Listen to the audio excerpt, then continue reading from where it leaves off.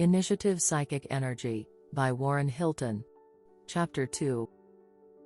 Reserves of Power. Part 2. The time of tissue repair is about the same with all men under all conditions. It is the rate of repair that varies with the demand that has been put upon the body. Again, look at the same subject from the standpoint of food supply.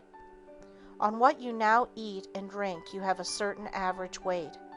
Eat, digest, and assimilate a larger quantity of food, and your weight will increase.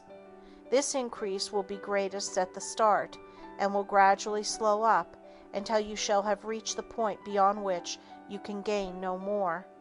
Given the same hygienic conditions that you have been accustomed to, you will maintain yourself at the increased weight on the increased food supply. Now all this involves clearly enough a greatly increased rate of activity on the part of bodily organs of assimilation and repair. It is a situation on all fours with that of the countryman whose rate of brain activity has been stimulated by an increased mental demand.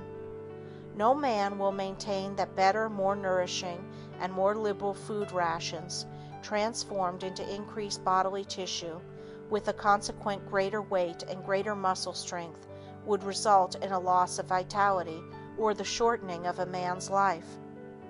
Pygmies cannot become giants physically or intellectually, but as the puny youth can by systematic exercise broaden his frame and develop his muscle into at least a semblance of an athlete, and can then go through his healthier appetite and his faster rate of repair maintain himself without effort at the new standard, so can the mentally inert call forth their reserves of energy and maintain a higher standard of activity and fruitfulness.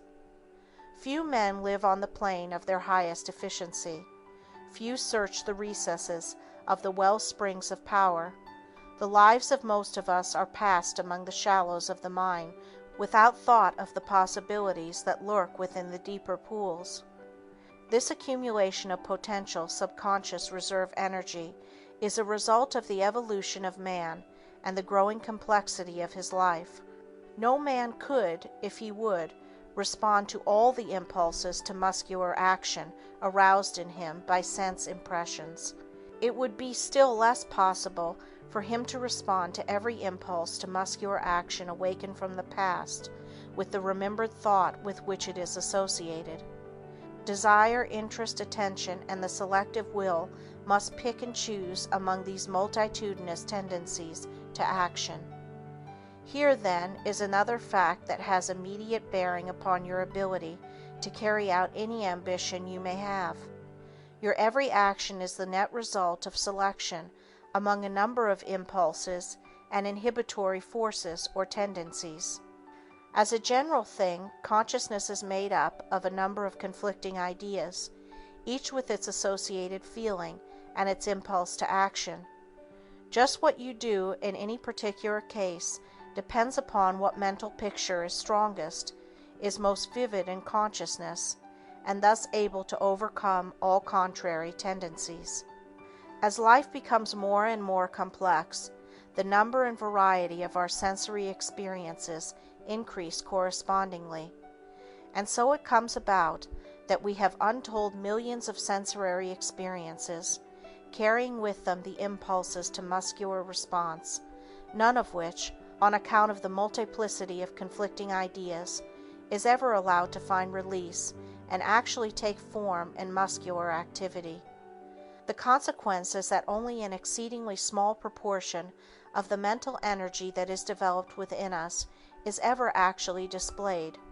The rest is somehow and somewhere locked up behind the inhibitory threshold.